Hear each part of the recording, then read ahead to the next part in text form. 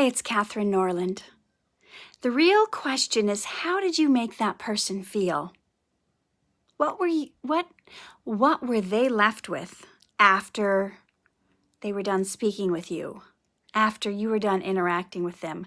How did they walk away from that situation? Remember, what lasts in the reader's mind is not the phrase, but the effect the phrase created. Laughter, tears, pain, joy. That's what Isaac Asimov said. I hope I pronounced his last name right. But this should be true of any interaction that you have with people. Have you thought about how people are leaving your presence? It's not necessarily about the words you say. Remember, the words we use only account for about 7% of what people pick up on. There's a whole nother 93% that has to do with your tone and your body language and factors like that. So my point is, you don't have to be brilliant, but you certainly need to care for the person that you're saying it to. You don't have to have these wise words. But, there's an old adage that says people don't care how much you know until they know how much you care. I've been in situations like that where someone's just spouting all the brilliant things they know, but they're doing it in a mean way, and you leave there going, ooh, yuck, that person just made me feel horrible. So are people leaving your presence with hope, or are they leaving invigorated? Are they leaving better than the way they came to you? When someone interacts with you, do they leave with new insight, or do you leave them with fear or doubt or shame or ridicule or questioning their dreams? I know some people go, well, it was for their own good. And yes, we don't need to sugarcoat everything. And some people can't handle even the most gentle, constructive criticism. And yet, we should still make every effort we can to give feedback in a way that will uplift and edify and encourage the person.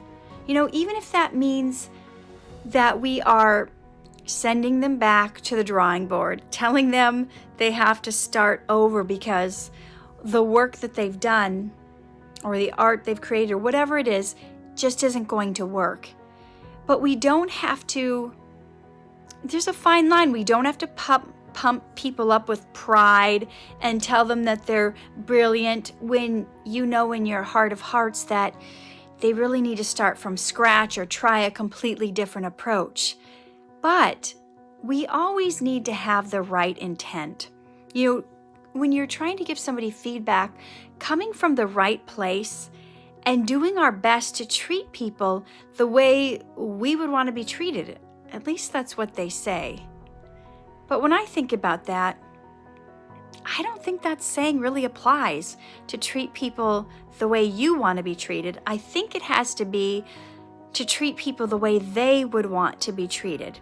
Because you may be the kind of person that likes to get barked at. You like the coach on the field that's like, you're a slacker, you're not doing enough, give me 20 more laps, you're never gonna make it. And that may fire you up and motivate you like, ooh, I'm gonna prove them wrong, I'm gonna do even better than they think. But for somebody, that might crush them.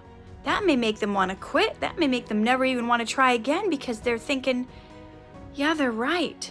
I am never going to amount to anything. So you have to know who you're talking to. And you can get those clues by picking up on people's body language and seeing if they're excited to show you something, and then when you give them feedback, suddenly they're absolutely deflated and they start to look down, they start to get quiet, they start to go into themselves. So you can kind of tell. So I want you guys to be more mindful that when you're giving people feedback, when you're giving them advice, you do it in a way where you're communicating with people the way they like to be communicated with, not necessarily the way you like to be communicated with, because everybody is different. One thing that builds somebody up may tear another person down. So when you're giving feedback, you may have to say, after you've given them a little piece of feedback and you see them start to sink down, you may need to figure out what is working with their work. Figure out what they're doing right, whether it's with the work or with their attitude or their work ethic, and start to build them up on that so they can have confidence to be in a place to hear what they need to hear that needs work. You know, if you need to point out all their good traits, you know what? I like this choice of color you used, or this font, this is right on, this is working good. If you could do more of this kind of thing, it would really work.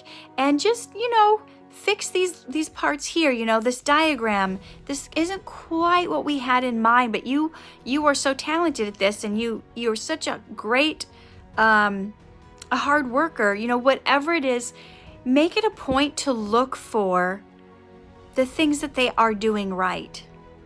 And make sure you always let people know what they're doing right, especially when you're having them start over, you're giving them some criticism, or you're trying to help them. Always let them know what they're doing right first. Yeah, I just want to share that with you guys, because there's been times in the past where I have been totally crushed by feedback someone has given me, and it's made me not want to go on. And then when I eventually got over my self-worth, self-esteem issues, I kind of flew to the opposite end of the pendulum, where it's like, just give it to me, just give it to me, just say it, I'll go fix it, you know. And then I started doing that with people, like, just, you know what, just go make this better, because I was at a place where I was now secure in getting feedback. So I just figured everybody else should be secure too. So I've been on both sides of the spectrum, so I can say you really have to gauge the person you're talking to and try to get across what you need to tell them, especially when it comes to feedback and things they need to improve on, in a way that they can handle hearing it. Sometimes it's picking up on body language. Sometimes it's asking them, hey, is it okay for me to say this to you? You know, sometimes if you know, they're not your employer or they're not your employee, and you have to give them critique, sometimes they're just coming to you to show them something, to get your feedback on it. Say, hey, you know, let them know the good things about it, and then ask them, hey, do you want my opinion or feedback on things you might be able to do better? Would that suit you? Some of them will say, no, I'm happy with this is good. And then that might be a time to keep your mouth shut. Just saying. There's other times where people go, oh, there's something I could do better?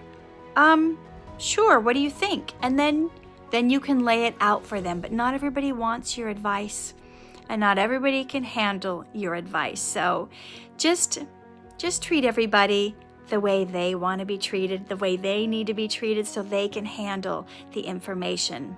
Okay, now I know you're not responsible for everybody's feelings, and some people will be sad and offended, but just do your best to come at it with the right heart, with the right intent involved, and wanting to help people. Okay, live true, love hard, shine bright. Hey, it's Katherine. Thank you for sticking around till the end to watch my video. Please subscribe to my channel. Hit the like button, leave me some comments. I would love to hear from you guys, what's going on with you. And there's a little bell button you can click on too, so you're always alerted when I upload a new video. Thank you for being part of my community. See you guys in the next video.